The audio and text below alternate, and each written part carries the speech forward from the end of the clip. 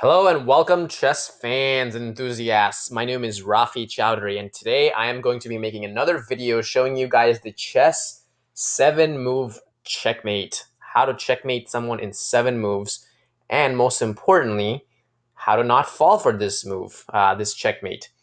So this checkmate is typically referred to as also as a very quick checkmate that can happen with a queen sacrifice. So let's get started. The game usually starts with e4, e5, and white plays knight f3 to attack the pawn in the center. Black plays knight to c6, protecting the pawn on e5. White plays a move like bishop to c4.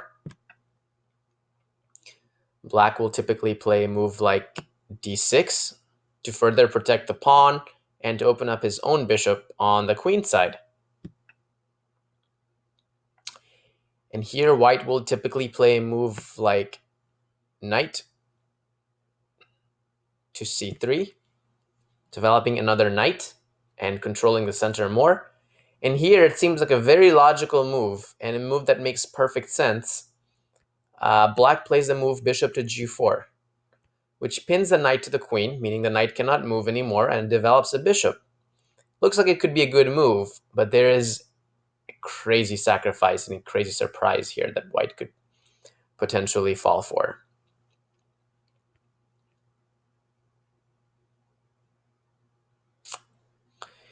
Actually, now that I think about it, we made a slight mistake in this position because in this case, the sacrifice doesn't work.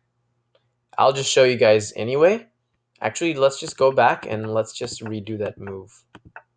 Instead of knight to c6, let's just play black played d6.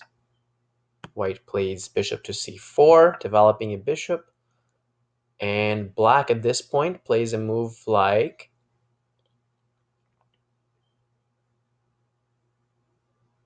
let's just say black played a normal move like c6, which takes away this d5 square from the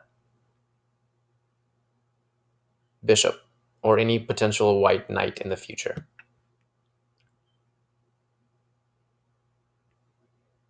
White still plays. Sorry, that c6 move will actually not work either. This is a very tricky checkmate, and there's lots of different things that can go wrong here. As you can see, that there's lots of ways that it can prevent it. Black has to play in a very specific way for it to actually work. Let's just say black is a beginner. Let's just say he makes a move like b6, considering developing his bishop this way. At this point, white could play a move like knight c3, and if black plays a move like bishop to g4, which again pins the knight, black can be in serious trouble here. White could play this surprise move, knight takes e5. Now the best thing for black to do now is just to capture the knight back. At which point white will capture the bishop, and white will gain an extra pawn because he will give up a knight, and in return he will get a pawn and a bishop. But let's just say black goes for the obvious, takes the queen. There's a surprise checkmate here after bishop takes f7 check. There's only one place the king can go, and this knight hops right in and gives a checkmate. Very fascinating checkmate, right? Very interesting with two minor pieces. So how can we prevent all this from happening? Simple. One of the ways we could have prevented from happening is earlier, like I said, we just play knight to c5, knight to c6, after which knight c3. And you can still play bishop g4 here. It's not the best move. I wouldn't play this move. I would rather develop my pieces on the king side. But if white does try this tactic now, it actually unfortunately doesn't work. Of course, black should not play the mistake of capturing, because then it does work. After check, there's a checkmate. But it doesn't need to be this way. After white takes the pawn, black can simply capture the knight back with his knight. And now he protects his bishop. The queen is still in trouble, and white is simply down a knight.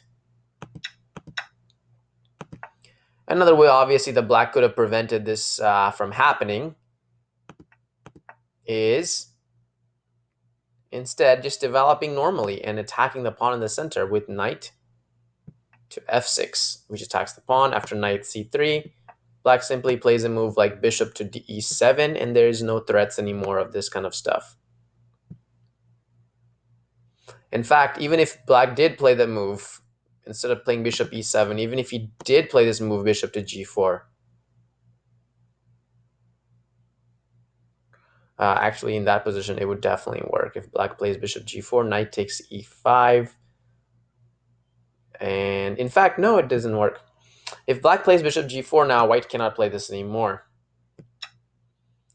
Because after this move, again, black should not fall for the trap of taking the queen. Black should instead simply capture the knight back, because there is no queen to capture here anymore now. So white is simply down a piece.